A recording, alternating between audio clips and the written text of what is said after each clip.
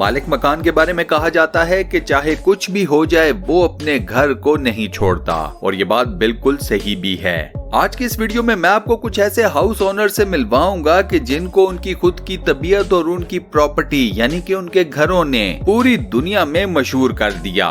ये वीडियो बेहद मजेदार होने वाली है, सो इसे एंड तक कंप्लीट जरूर देखिएगा। तो आइए वीडियो शुरू करते हैं ऑस्टिन स्प्रिग्स नाम के हाउस ओनर से। डाउनटाउन वाशिंगटन के अंदर जब प्रॉपर्टी की वैल्यू काफी ज्यादा बढ़ गई, कीमतें आसमान को छूने लगी, उस वक्त ऑस्टिन के पास डाउनटाउन वाशिंगटन के अंदर एक प्रॉपर्टी थी। ऑस्टिन का ये घर पूरे वाशिंगटन के डीलर्स और बिल्डर्स मुंह मांगे दामों खरीदने पर तैयार थे। बिल्डर्स ऑस्टिन से उसका घर खरीदकर इसकी जगह के ऊपर मल्टी स्टोरी बिल्डिंग खड़ी करना चाहते थे। ऑस्टिन को उस वक्त इस घर के बदले मिलियंस ऑफ डॉलर्स की पेशकश भी की गई। ये 1980 की बात है और उस वक्त ऑस्टिन ने अपने घर को सेल आउट करने से साफ मना कर दिया। इस वाकये के कुछ सालों बाद ऑस्टिन ने अपने घर को एक पिज्जा पार्लर में कन्वर्ट करने का सोचा। अब उस वक्त तक सबसे बड़ी प्रॉब्लम ये खड़ी हो चुकी थी कि ऑस्टिन के घर के इर्द गिर्द 3 साइड्स के ऊपर बड़ी बड़ी बिल्डिंग्स की कंस्ट्रक्शन शुरू हो चुकी थी। ऑस्टिन का घर 3 अतराफ से बड़ी बड़ी बिल्डिंग्स के अंदर फंस गया। अब ऑस्टिन के पास कोई ऑप्शन नहीं थी सिवाय अपने घर को सेल आउट कर देने के। ऑस्टिन ने अपने घर की कीमत मुकर्रर की $1.5 मिलियन। 2011 में ऑस्टिन का घर बिका 7.5 लाख अमेरिकन डॉलर्स में। मजे की बात यह है कि ये रकम उस रकम के सामने कुछ भी नहीं जो एक जमाने में ऑस्टिन को उसके घर के बदले ऑफर की जाती थी। कहा जाता है कि 3 से 5 मिलियन डॉलर्स की ऑफर तो ऑस्टिन को छोटे मोटे लेवल के बिल्डर्स किया करते थे।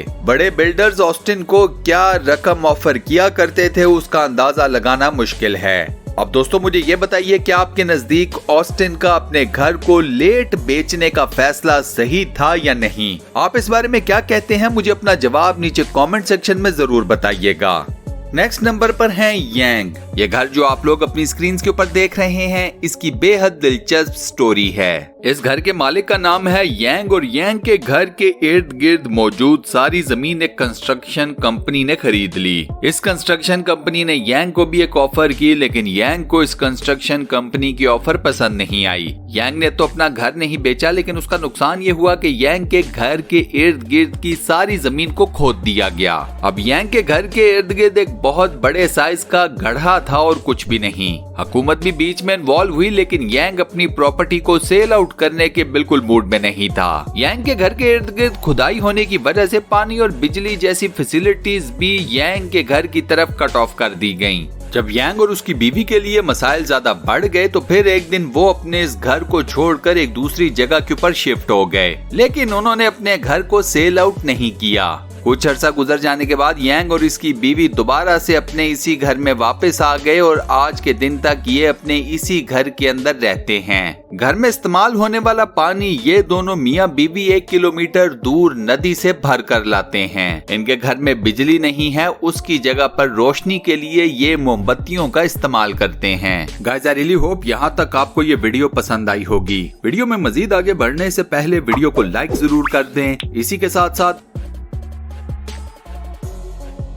वोसम के नाम से एक सेकंड चैनल स्टार्ट किया है, उसे जरूर सब्सक्राइब कर लें। सब्सक्राइब करने के बाद बेल के आइकन को जरूर प्रेस कर दें और ऑल नोटिफिकेशन लिखा नजर आएगा, उस पर जरूर क्लिक कर दें। मुझे पूरी उम्मीद है कि वोसम का कंटेंट भी आप लोगों को काफी ज्यादा पसंद आएगा। नेक्स्ट इन लाइन है मेसफील्ड। सिएटल शहर के चंद एक बड़े और मशहूर तरीन मॉल्स में से एक के एन सेंटर में आपको एक छोटा सा घर दिखने को मिलेगा। ये घर इस वक्त मॉल के मेन हॉल का भी हिस्सा है। इस छोटे से घर के अंदर एक जमाने तक एक ओल्ड एज्ड लेडी रहा करती थी। मॉल बनने से पहले इस खातून के पास कई बिल्डर्स आए और उन्होंने इस खातून को बड़ी बड़ी मोटी मोटी रकूम की ऑफर भी की, लेकिन उस वक्त मामला ये था कि ये खातून अपने इस छोटे से घर को बेचने के लिए तैयार नहीं थी। जब बिल्डर्स का इस खातून के ऊपर जोर न चला तो फिर उन्होंने इस खातून के घर के इर्द गिर्द ही तमाम कंस्ट्रक्शन करनी शुरू कर दी। सियाटल का ये मॉल भी इस खातून के घर के इर्द गिर्द ही सारे का सारा बना दिया गया।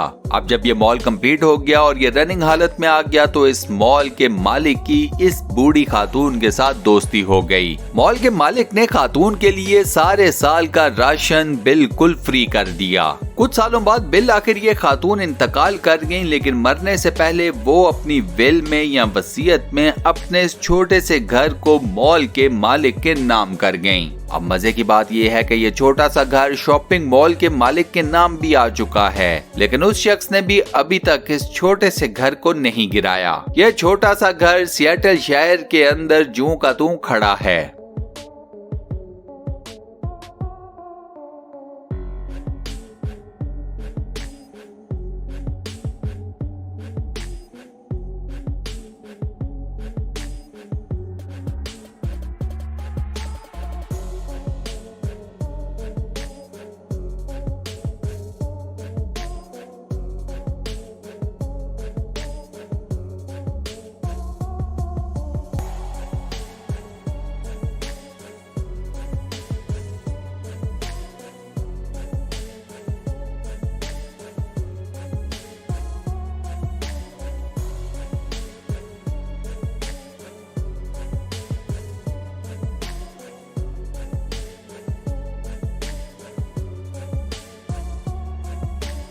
नेक्स्ट नंबर पर है चाइनीज मोटरवे। चाइना के अंदर बनने वाली नेशनल मोटरवे को सिर्फ एक शख्स की वजह से 2 हिस्सों में डिवाइड करना पड़ गया।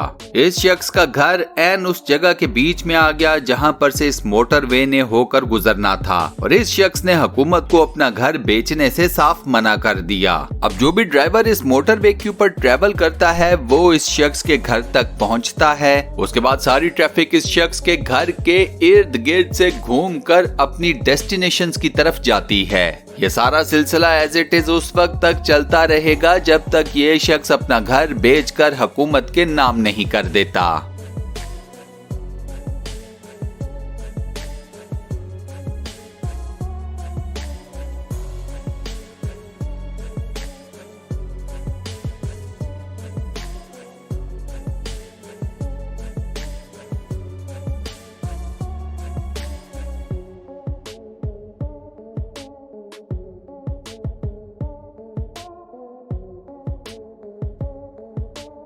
लास्ट बट नॉट लीस्ट लो बोजन और इसके हमसायों का मामला ये बना कि इन तमाम लोगों के घर नेशनल हाईवे बनाने के प्रोजेक्ट के बीच में आ गए। हुकूमत ने इन लोगों से बात की और ज्यादातर लोगों ने अपने घरों को हुकूमत के हाथों बेच दिया। लो बोजन ने अपने घर को हुकूमत को नहीं बेचा क्योंकि उसका मानना ये था कि हुकूमत उसको घर के बदले जो पैसे ऑफर कर रही है वो बेहद कम हैं। अब उस जगह के ऊपर सिर्फ लो बोजन का घर खड़ा था और उसके इर्द गिर्द मौजूद तमाम घरों को गिरा दिया गया। अब इस सारे प्रोसेस में लो बोजन के घर को भी नुकसान पहुंचा, लेकिन ये घर गिरा नहीं। मजे की बात यह है कि नेशनल हाईवे के एन बीच में इस वक्त लो बोजन का ये घर खड़ा है। इस नेशनल हाईवे के ऊपर ट्रैवल करने वाले हर ड्राइवर को लो बोजन के घर के इर्द गिर्द से ही घूमकर अपनी मंजिल की तरफ जाना पड़ता है। लो बोजन और हुकूमत के बीच में अभी तक मामलात सेटल नहीं हुए और जब तक ये मामलात सेटल नहीं होते तब तक ये घर इसी नेशनल हाईवे के बीच में इसी तरह से खड़ा रहेगा।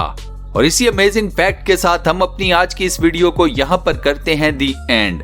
दोस्तों, आज की वीडियो में मैंने आपको जितने भी स्टबन किस्म के हाउस ओनर से मिलवाया, आपको कौन सा मालिक मकान और उसकी स्टोरी सबसे ज्यादा मजे की लगी, सबसे ज्यादा अलग लगी, मुझे अपना जवाब नीचे कमेंट सेक्शन में जरूर बताइएगा। ये वीडियो आपको कैसी लगी इसका फीडबैक भी मुझे नीचे कमेंट सेक्शन में देना मत भूलिएगा। फ्यूचर में मजीद ऐसी interesting, weird, funny, mysterious, informative, full of knowledge, facts based videos देखने के लिए स्टूडियो 1 चैनल को सब्सक्राइब जरूर कर लें और साथ बने हुए बेल के आइकन को प्रेस करके ऑल नोटिफिकेशन पर भी क्लिक कर दें। मिलता हूँ नेक्स्ट वीडियो में।